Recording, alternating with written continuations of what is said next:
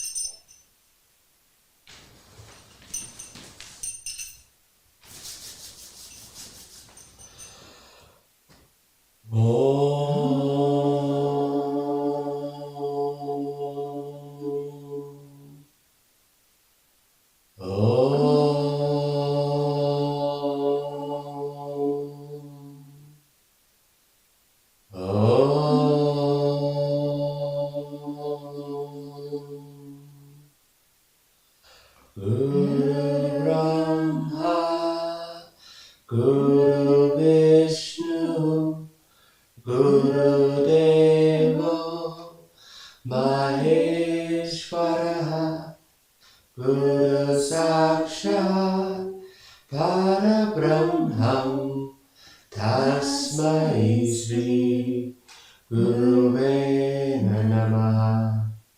Om Suklam Avararam Vishnu Sashivaram Chantur Bhujam Prasannavararam Dhyaye Sarvam Nitopajantare.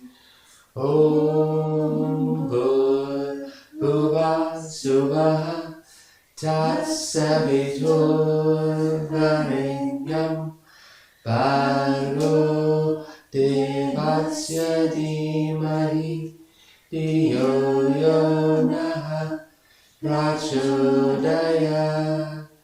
Om Shanti Shanti Shanti. Mai Kling Kling Kling Sam Sam Sam. Om Bhuva Suvah Tatsaviturvarenyam Bhargo Devasya Dhimahi Dhiyo Yonaha Prachodaya.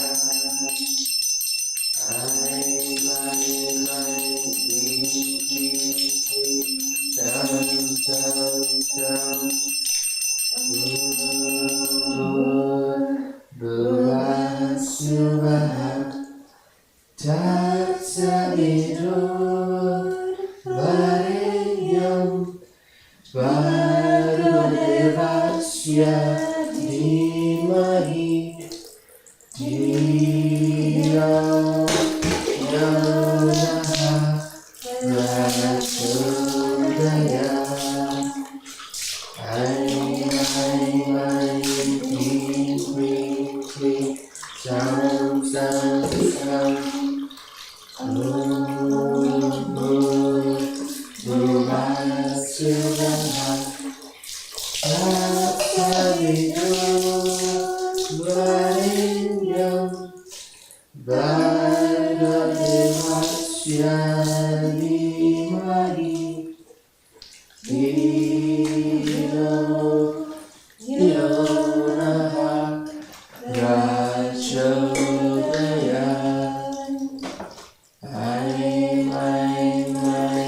Kling Kling Kling Sam Sam Sam. Om Bhuva Suvah Tatsaviturvarenyam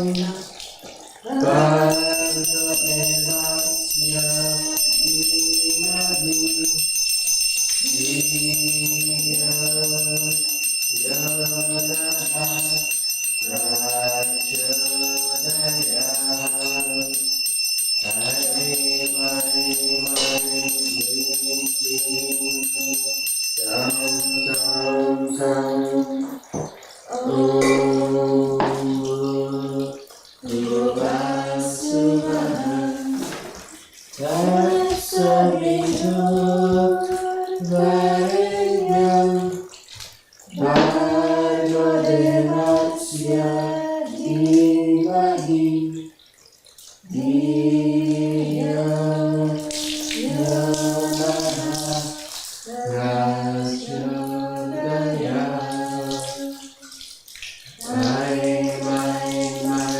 Kling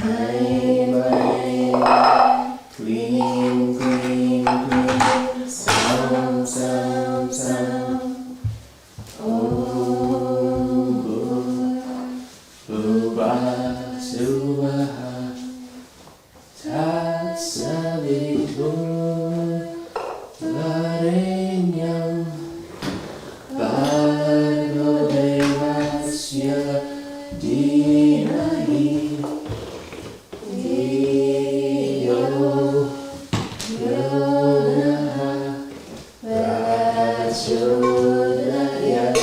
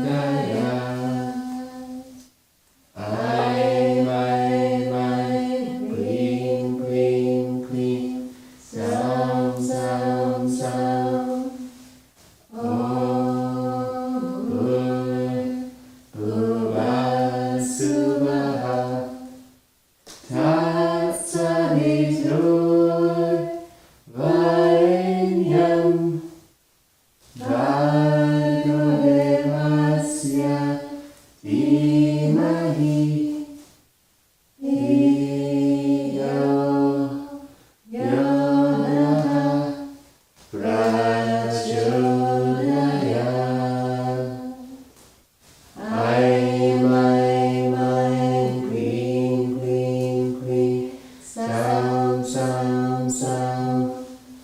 Om Bhuvassuvaha Tatsaditur Varenyam Bhargavasya Dhimahi Dhiyo Yonaha Prachodayat. Aim, green, green, green, sound, sound, sound. Om Bhuvassuvaha Tatsaditur Varenyam Bhargavasya Dhimahi Dhiyo Yonaha Prachodayat.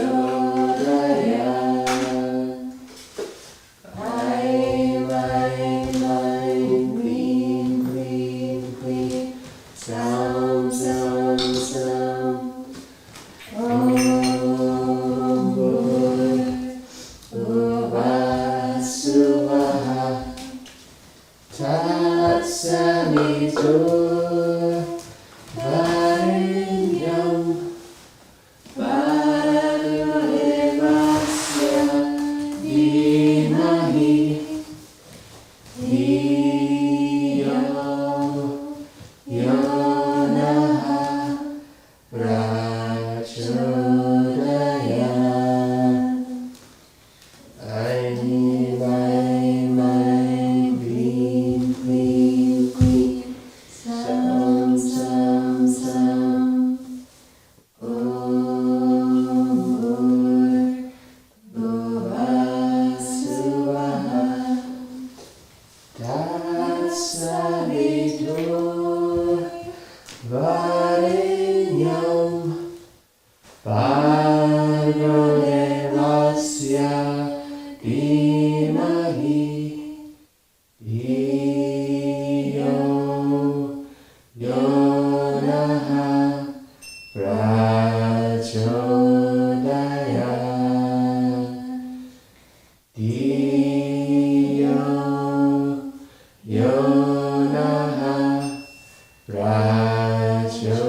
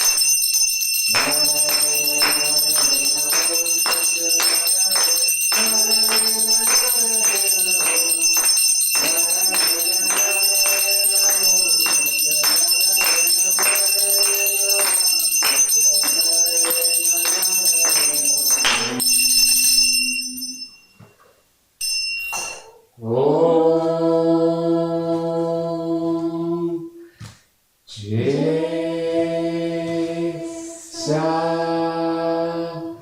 Guru Deva Om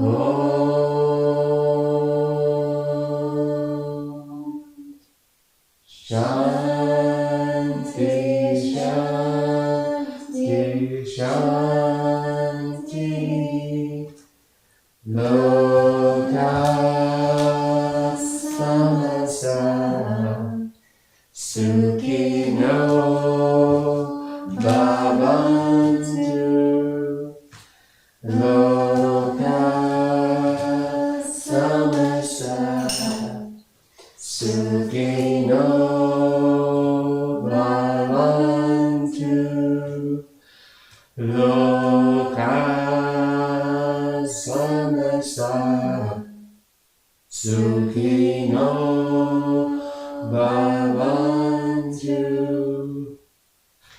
Om Shanti Shanti Shanti. Akilani Koti Brahma Dayanakaraja Vibhuti Aja Parabrahmam Sachitananda Samata Sadguru Sri Bhagavan Shirdi Sai Nataraja Ki Jai. Akilani Koti Brahma Dayanakaraja Vibhuti Aja Parabrahmam Sachitananda Samata Guru Sri Bhagavan Jesus Christ Raja Ki Jai. Akilani Koti Brahma Dayanakaraja Vibhuti Aja Parabrahmam Sachitananda Samata Sadguru Sri Bhagavan Sri Kalaswar Swami Maharaj Ki Jai.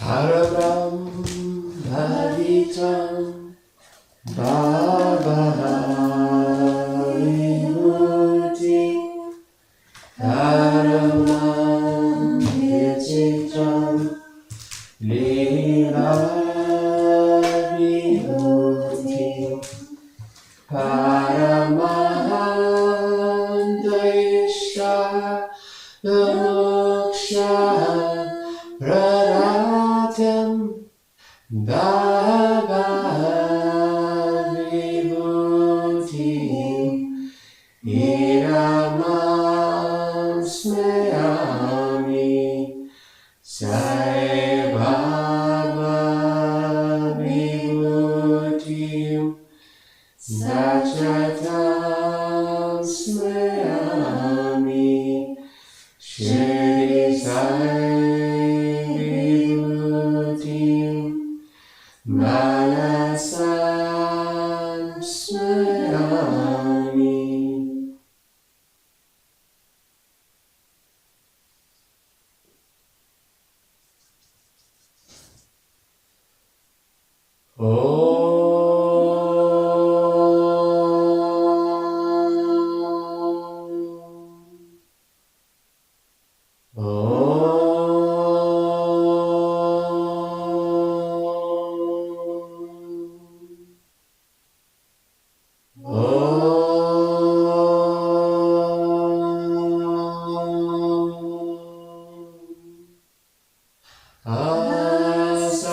Asatoma Sagamaya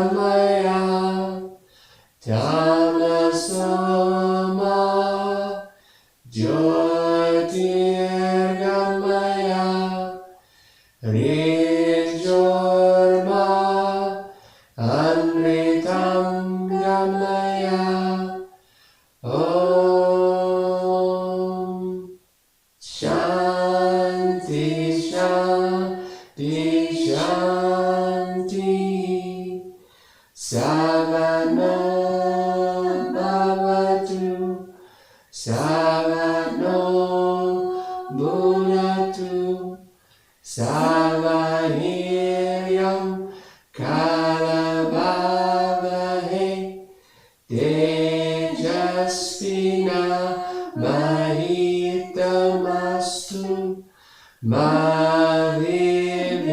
Bhutavahe. Om Shanti Shanti Shanti.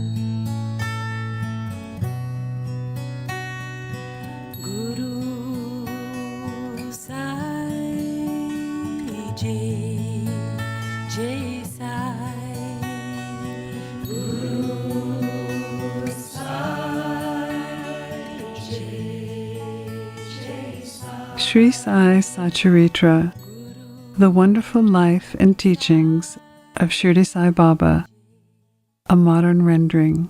Chapter 14. In the last chapter, we described how Baba's word and grace cured many incurable diseases. Now we shall describe how Baba blessed Rutanji Wadia with a child. The life of Sai Baba was naturally sweet. The life of this saint is naturally sweet in every aspect. His various habits, eating, walking, and his natural sayings are also sweet. His life is bliss incarnate. Baba gave his life as a means for his devotees to remember him. He gave them various stories of duty and action, which ultimately led them to true spirituality. His aim was that people should live happily in this world, but they should be ever cautious to gain the true object of their life, self-realization. We get a human body as a result of merits in past births. It is worthwhile that with the body's aid, we should attain devotion and liberation in this life. So we should never be lazy, but always be on the alert to gain the aim of life. If you daily hear the Leelas of Baba, you will always see him. Day and night you will remember him in your mind. When you absorb Baba in this way, your mind will lose its fickleness, and if you continue in this manner, it will finally merge in pure consciousness. Baba receives Dakshina through others. Now let us come to the main story of this chapter. In Nanded, there lived a mill contractor and trader, Rutanji Wadia. He had amassed a large amount of money and had acquired fields and lands. He had cattle, horses, and carriages, and was very prosperous.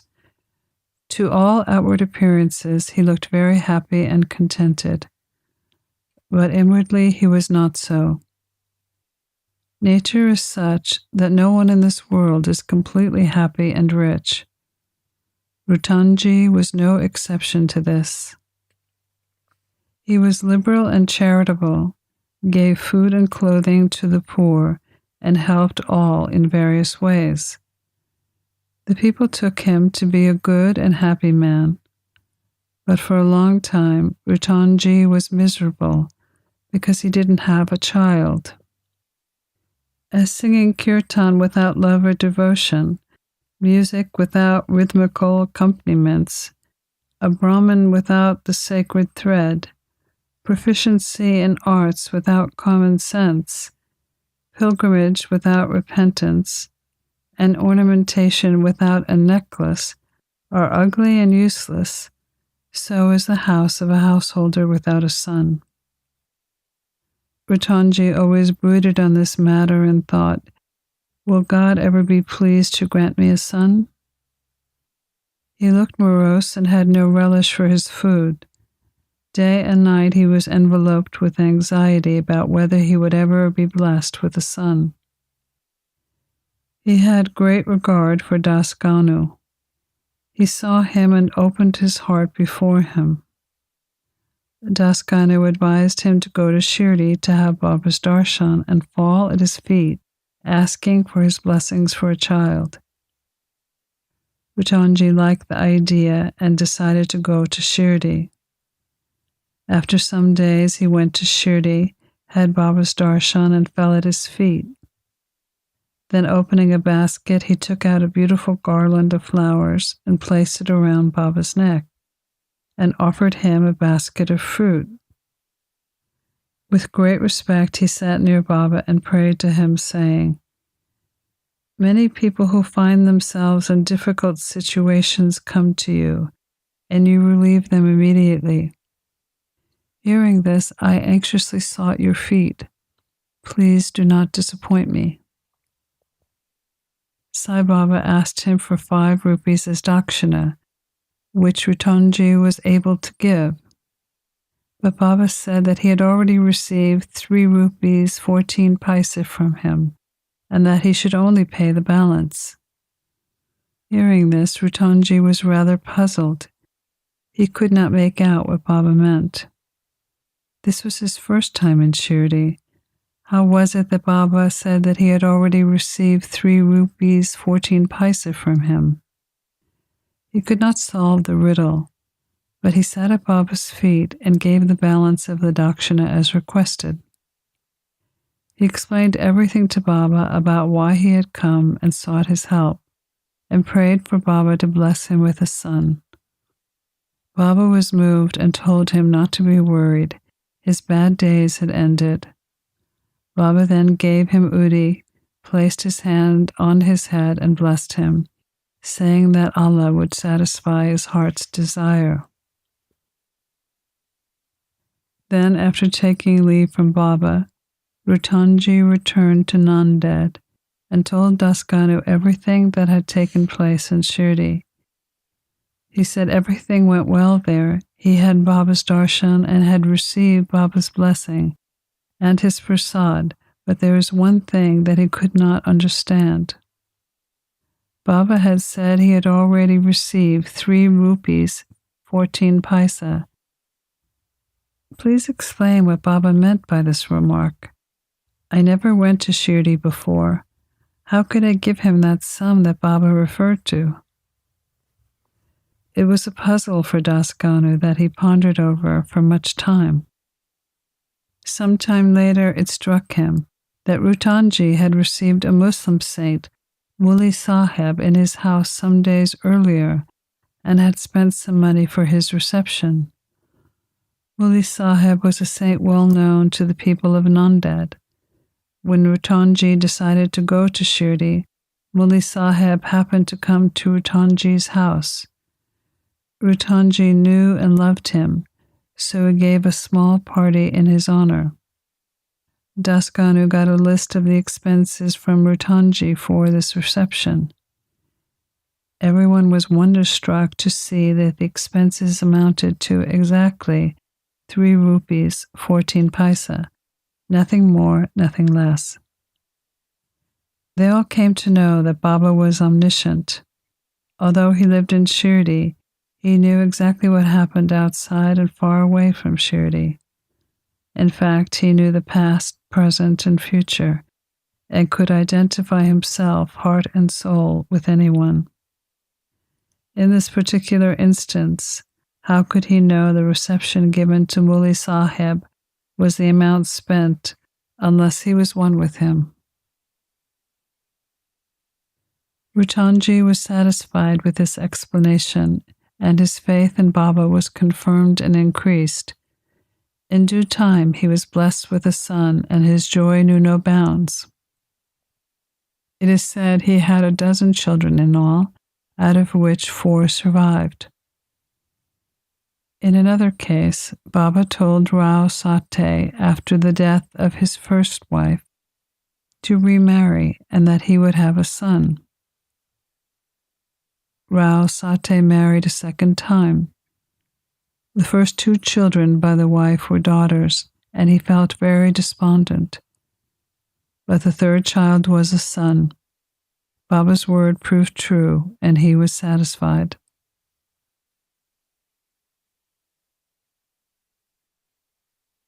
Paying Dakshina. Now we shall close this chapter with a few remarks about Dakshina. It is well known that Baba always asked for Dakshina from people who went to see him. Somebody may ask a question. If Baba was a fakir and perfectly detached, why should he ask for Dakshina and care for money? We shall now consider this question broadly. For a long time, Baba did not accept anything. He stored burnt matches and filled his pockets with them. He never asked anything from anyone, whether a devotee or otherwise.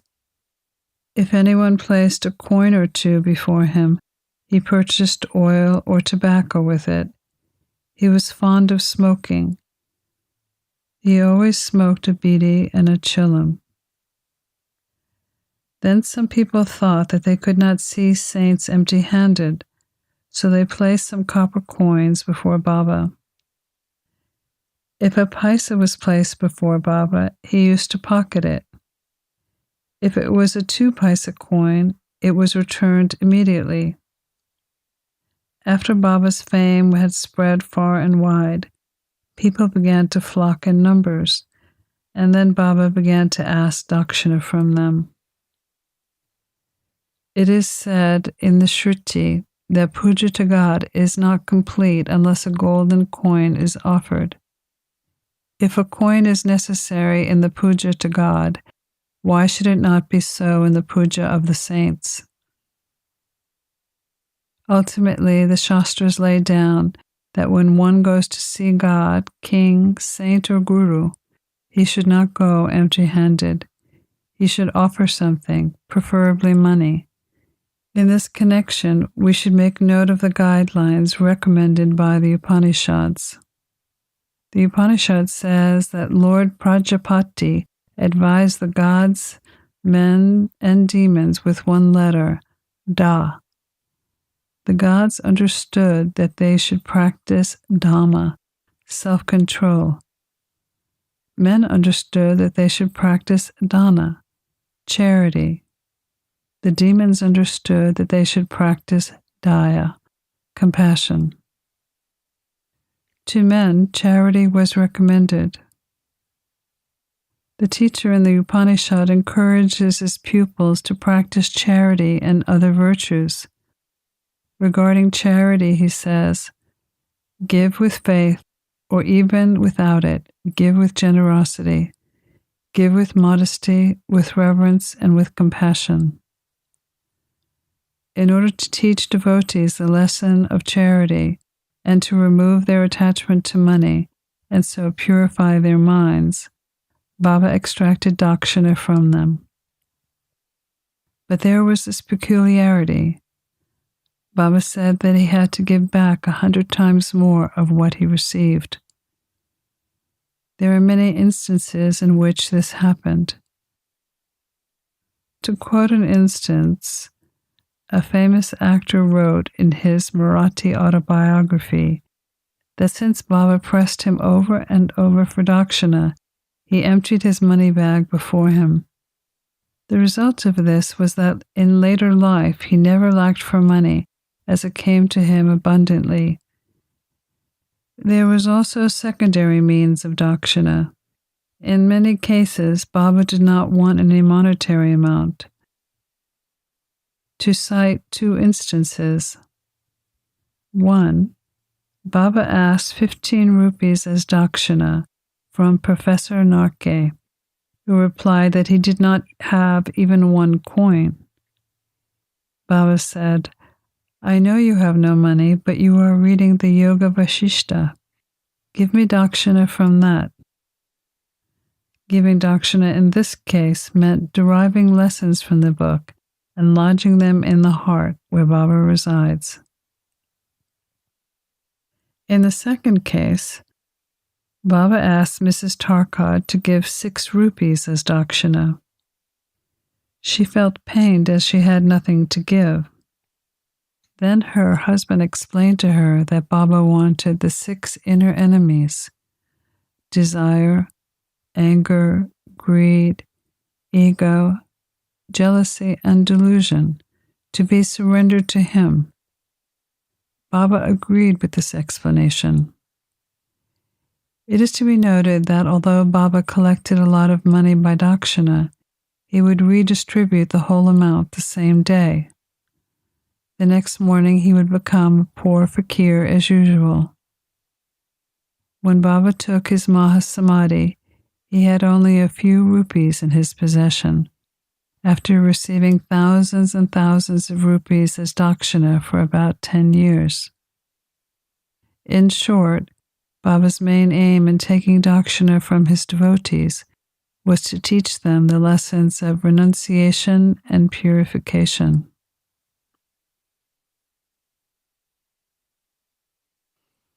More on Dakshina. Vivideo of Tana, retired revenue collector and a great devotee of Baba, wrote an article on the subject of Dakshina, in which he says, among other things, the following. Baba did not ask Dakshina from all. If some gave Dakshina without being asked, he sometimes accepted it, and at other times he refused it. He asked it from certain devotees only. He never demanded it from devotees who thought in their minds that Baba should ask for it, and only then would they pay it. If anybody offered it against his wish, he never touched it. And if they left it there, he asked them to take it away. He asked for either small or large amounts from devotees according to their wish, their devotion and convenience. He asked it even from women and children. He didn't ask it from all the rich or from all the poor. Baba never got angry with those from whom he asked Dakshina, but who did not give it. If any Dakshina was sent through some friend who forgot to hand it over, Baba reminded him somehow and made him pay. On some occasions, Baba used to return a portion of the amount given as Dakshina and ask the donor to guard it or keep it in his shrine for worship. This process benefited the donor immensely. If anyone offered more than Baba wanted, he returned the extra amount. Sometimes Baba asked for more Dakshina from some than they originally intended to give, and if they had no money, asked them to borrow it from others. From some, he demanded Dakshina 3 or 4 times a day. Out of the amount collected as Dakshina, Baba spent very little for his own sake, except to buy chilam and fuel for his duni. All the rest he distributed as charity in varying amounts to different people. All the articles of the Shirdi Sansthan were brought by various rich devotees at the instance and suggestion of Radha Krishna Mai. Baba always used to get wild and scolded those who brought costly and rich articles. He said to Nana Sahib that all his property consisted of 1 waistcloth, 1 stray piece of cloth, 1 kafni, and a tin pot, and that people troubled him by bringing all these unnecessary, useless, and costly articles. Lust and wealth are the 2 main obstacles on the way to the supreme reality. In Shirdi, Baba provided 2 institutions, Dakshina and Radha Krishna Mai. Whenever men came to him, he demanded Dakshina from them and asked him to go to the school, Radha Krishna Mai's house. If they stood these 2 tests well and showed that they were free from attachment to women and wealth, their progress in spirituality was rapid and assured Baba's grace and blessings. Mr. Deho has also quoted passages from the Gita and Upanishads, showing that charity given in a holy place to a holy person is greatly conducive to the donor's welfare. What is more holy than Shirdi and its presiding deity, Sai Baba? Pranams to Sri Sai, peace be to all.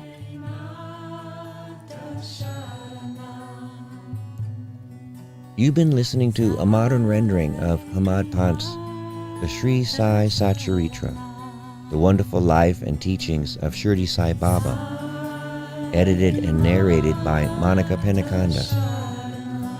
For more content like this online, please go to divinelineage.org, SaiFamily.org, and peacefires.org.